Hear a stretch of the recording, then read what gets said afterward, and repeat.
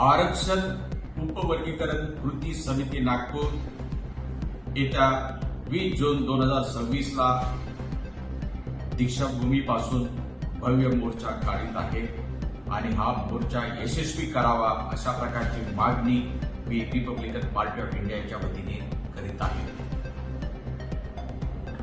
तेलंगणामध्ये आणि कर्नाटकमध्ये काँग्रेसचं सरकार आहे आणि त्या दोन राज्यामध्ये उपवर्गीकरण लागू करण्यात आलं आहे.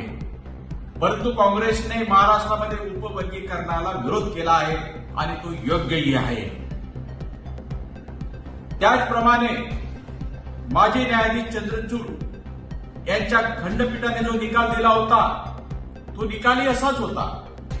त्यांनी स्पष्ट म्हटलं की ज्या ज्या राज्यामध्ये उपवर्गीकरणाची आवश्यकता आहे त्याच राज्यामध्ये उपवर्गीकरण करावे. महाराष्ट्रामध्ये उपवर्गीकरणाची काहीही गरज नाही. रिपब्लिकन पार्टी ऑफ इंडिया आणि गवई परिवार उपवर्गीकरणाचा विरोध करीत आहे. तुम्हाला जर मातक समाजाबद्दल एवढंच प्रेम आहे तर अण्णाभाऊ साठे महामंडळ, त्या महामंडळामध्ये एकही पैसा नाही.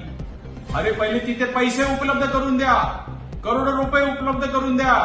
मातंग बांधवांना जर व्यवसाय मिळाला आणि जर ते मोठे झाले, आर्थिकदृष्ट्या सक्षम झाले, ते अन्य मातंग समाजाला पुढे आणतील. आणि 50,000 अनुसूचित जातीच्या नोकऱ्या, 50,000 अनुसूचित जातीच्या नोकऱ्या तो अनुशेष भरा. आणि मुळात मी तर म्हणतो ही बदल समिती जी नेमली ती चुकीची आहे. 59 जात्या आहेत अनुसूचित जातीच्या, कमीत कमी एक मेंबर तर त्यांनी घ्यावा. तेव्हा या उपवर्गीकरणाला मी विरोध करतोय आणि 20 जून 2026 मोर्चा यशस्वी करा अशा प्रकारची कडकडीची विनंती मी परत एकदा करीत आहे. जय भीम. आज अखेर सत्ताधाऱ्यांचा हा अजेंडा राहिलेला आहे की कुठला तरी एखादा कळीचा मुद्दा काढायचा, दोन जातीमध्ये तेढ निर्माण करायचं आणि सत्ता सुंदरीच्या मोहपाशात अडकून पडायचं, सत्तेचा उपभोग घ्यायचा. असाच काहीतरी राजकीय अजेंडा म्हणून महाराष्ट्र राज्यामध्ये आरक्षणाचं उपवर्गीकरण हा मुद्दा चर्चेत आला आणि ज्याला नाक पुसताही येत नाही असं बालवाडीतलं आणि पहिलीतलं पोरगं सुद्धा आरक्षण, उपवर्गीकरण, फायदा तोटा, मोठा भाऊ लहान भाऊ याच्यावरती बिंदातपणे भाष्य करायला लागलेला आहे.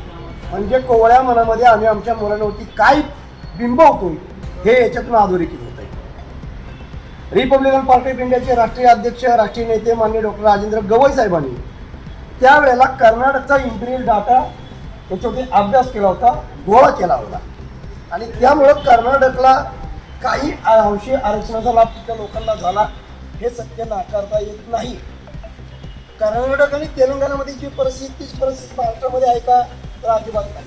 त्याच्यापेक्षा वेगळी परिस्थिती महाराष्ट्रामध्ये आहे. आज अखेर रिपब्लिकन पार्टी ऑफ इंडियानं आपली याबाबत भूमिका घोषित केलेली नव्हती, मात्र आजच रिपब्लिकन पार्टी ऑफ इंडियाचे राष्ट्रीय नेते, राष्ट्रीय सरचिटणीस माननीय डॉक्टर राजेंद्र गवई साहेबांचा आदेश आला आणि आरक्षणाचं उपवर्गीकरण या विषयाला रिपब्लिकन पार्टी ऑफ इंडियाचा सबसे जाहीरपणे विरोध असल्याचं नमूद करण्यात आलंय.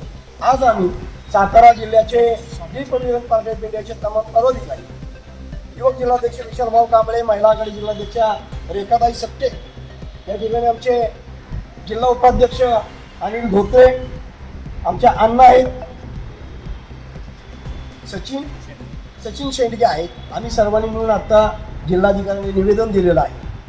ज्या पद्धतीने राज्यामध्ये विविध पद्धतीने मोर्चे निघत आहेत त्याच पद्धतीनं सोमवार दिनांक 22 जून 2026 रोजी Republican party of India Satara जिल्ह्याच्या वतीनं असंख्य कार्यकर्ते, संविधानवादी आंबेडकरवादी कार्यकर्ते जिल्हाधिकारी कार्यालयाच्या बाहेर तीव्र निषेध आंदोलन करून जिल्हाधिकारी महोदयांना आमच्या भावनेचं निवेदन देतील आणि आरक्षणाचं उपवर्गीकरण या संकल्पनेला, या मागणीला आमचा तीव्रपणे विरोध असल्याचं नमूद करत बदल समिती बरखास्त करा ही मागणी करून दोन जातीमध्ये तेढ निर्माण करून सत्तेची फळं चाकणाऱ्यांना चपराक देण्याचं काम करत याची नोंद सगळ्यांनी घ्यावी आणि 22 तारखेला होणाऱ्या तीव्र निषेध आंदोलनामध्ये सातारा जिल्ह्यातील समतावादी, आंबेडकरवादी, संविधान प्रेमी या सगळ्या पदाधिकाऱ्यांनी, विविध पक्ष संघटनेने सहभाग होऊन या आरक्षण विरोधी भूमिकेचं समर्थन करून आपल्या भावना शासन दरबारी कळवाव्यात म्हणून सातारा जिल्ह्याचा अध्यक्ष म्हणून मी संजय काळे